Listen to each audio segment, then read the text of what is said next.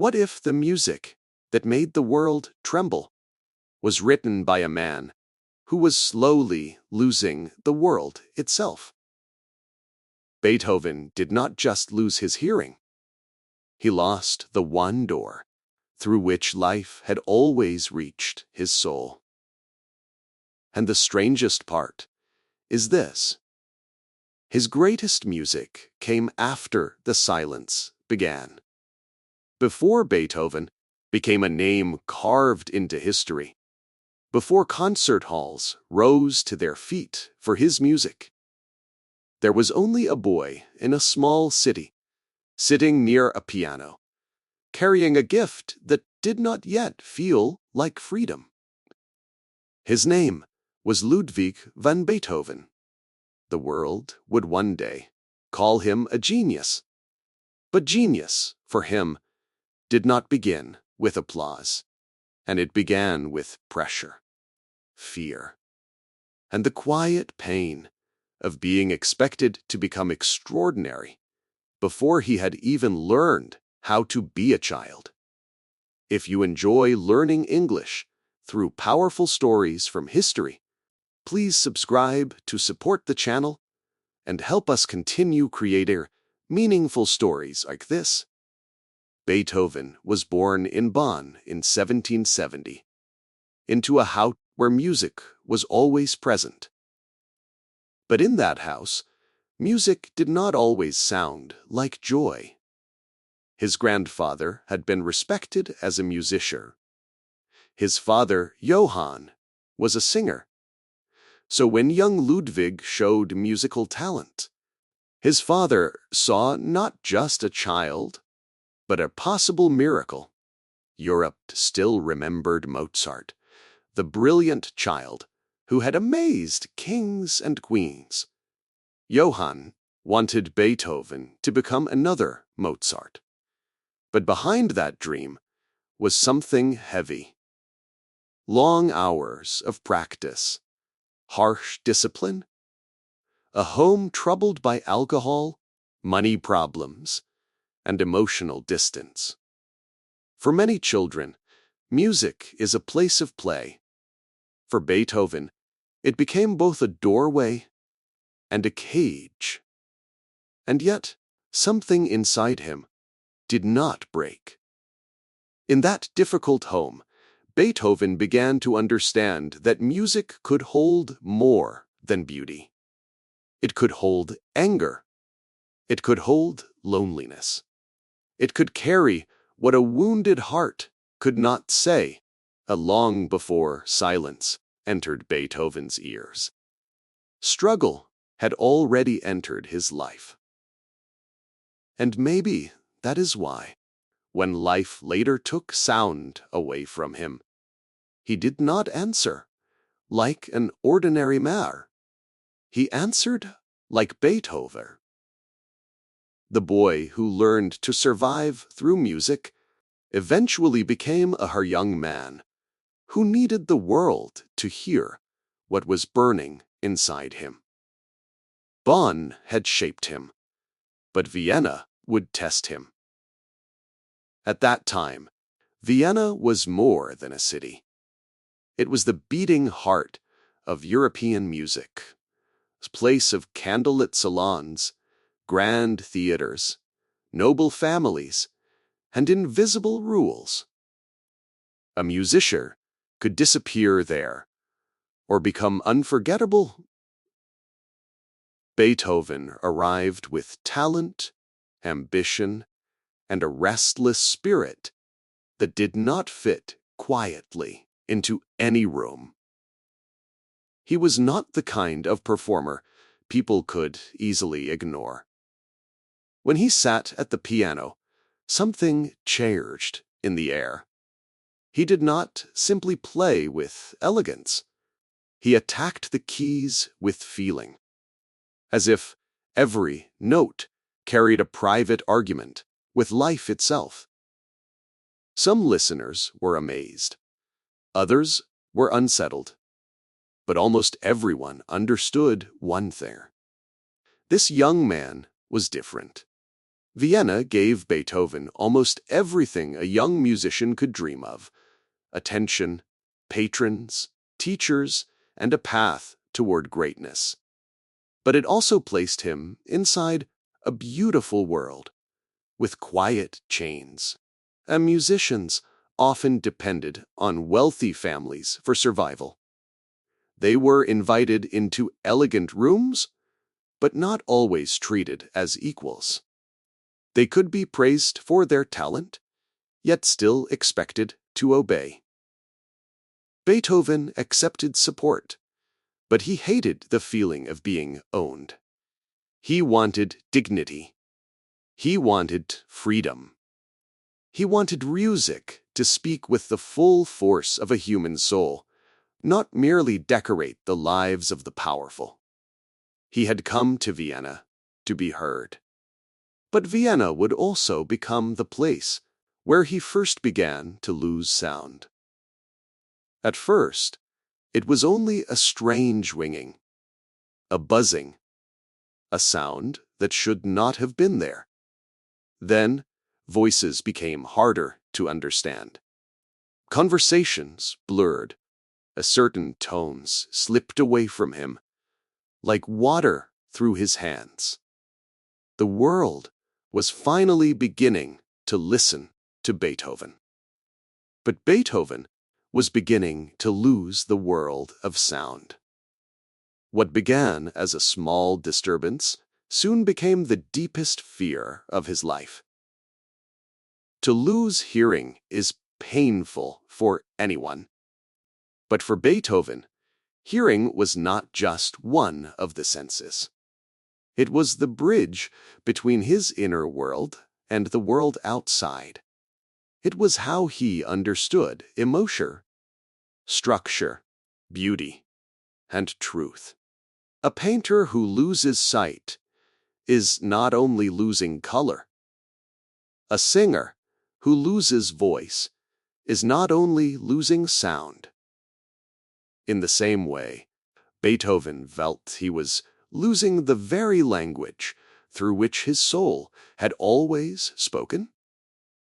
The cruelty was that the silence did not arrive all at once. It came slowly. It made ordinary life confusing before it made music impossible. A friend might speak across a table, and Beethoven would miss the words. A room might fill with conversation, and he would feel trapped inside it. A soft sound might vanish. A familiar tone might return distorted, as if the world itself were becoming unreliable. At first, he told almost no one, and not because the problem was small, but because the truth was too dangerous. A deaf composer sounded like a contradiction that society would not easily forgive. If people knew, would they still trust him? Would they still invite him to perform? Would they still believe in his future? So he hid it. And hiding it changed him. Because he could not always respond naturally. People sometimes misunderstood him. They saw pride. They saw coldness. They saw a difficult man. But behind that hard surface was someone deeply afraid of being exposed. His loneliness grew heavier. Then, in 1802, Beethoven wrote something that no audience ever heard, no patron ever saw, and no friend could answer, "Sir." He wrote a private letter to his brothers while staying in Heiligenstadt, near Vienna.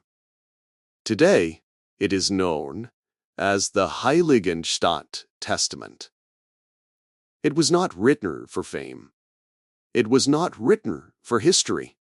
It was the confession of a man who had reached the edge of himself.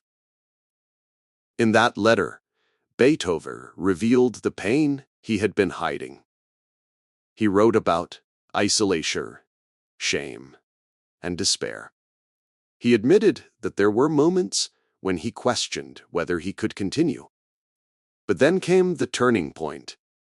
He felt that the art within him was still unfinished. There was music he had not yet given to the world. There was something inside him that still needed to speak. That single belief held him here. The letter could have been the end of his story.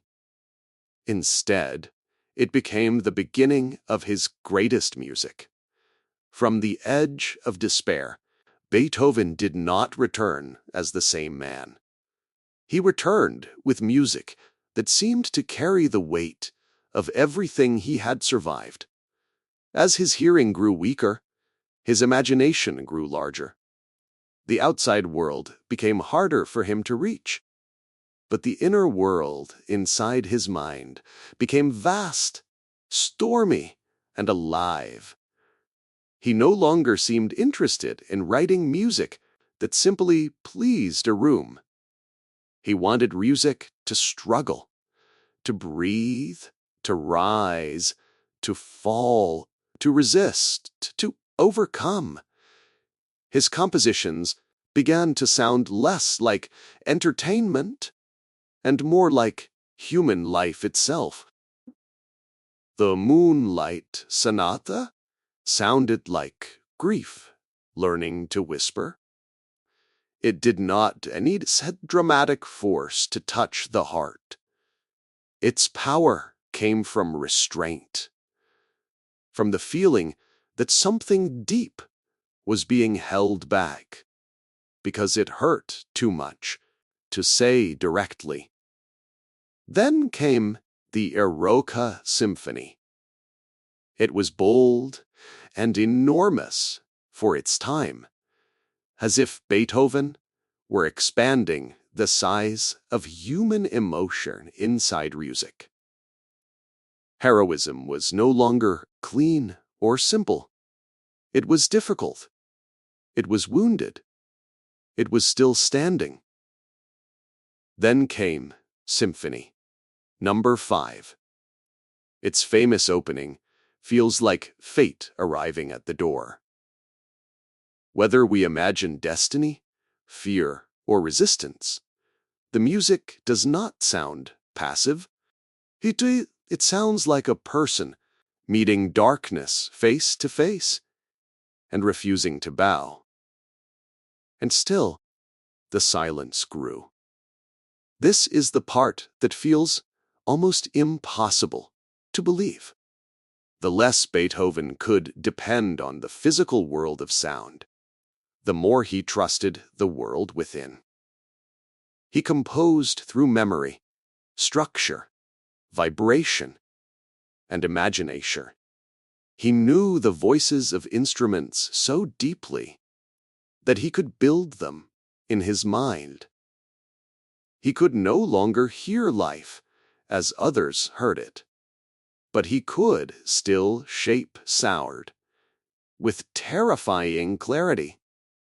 His personal life remained difficult. Illness followed him.